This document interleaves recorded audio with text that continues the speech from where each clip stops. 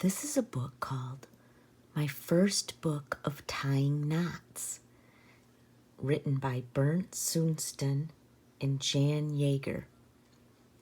This first part of the book is helping us to learn the history of tying knots. Knowing how to fasten something with a rope or how to make a knot is a useful skill to have. However, before you go on to learn different knots, here is a little background information. The knot has been just as important for human evolution as the wheel. Technically, the knot is our oldest type of binding. That is, a tool for fastening and attaching different objects to one another. Over thousands of years, the technique of making knots has evolved. And in the past, it was very important to be able to tie the right knots. Knots have been used in many different areas. For example, they were used by the Inca in Peru to count people, weapons, and other objects. There are still people who tie string around their fingers in order to remember something important.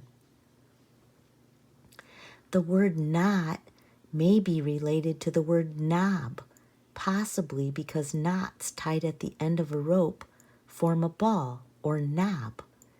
These knots were most likely made to prevent the rope from unraveling, or so that it wouldn't glide through a hole. The art of tying knots was at its peak when the great sailing ships sailed our waters. As a result, most knots have names related to the jobs they performed on board ships. Many more knots were required at sea than on land. Today, we don't have the same need to make knots. Still, when you do need to tie or fasten something, it's good to know some different kind of knots. With knots, you can make loops, join ropes, or tie a line to or around something. You can also tie a decorative knot just because it looks nice. All knots utilize friction, or the resistance created when two things glide against each other. The difference between a good knot and a bad one is that a good knot better utilizes friction so that it doesn't come undone. However, there are variations between different kinds of ropes. A good knot should also be possible to undo. Even in everyday life, it's worth knowing some effective and sturdy knots. Have you ever tried to make a pretty bow on a package without success? There are knots for all occasions. They have a few different names that can be good to know. Practice makes perfect.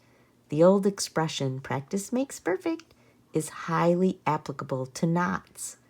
Try making the knot by yourself until you can tie it without thinking about what you are doing. The best kind of memory is what's known as muscle memory. An example, once you've learned to ride a bike, you will always remember how to do it. Remembering knots works the same way.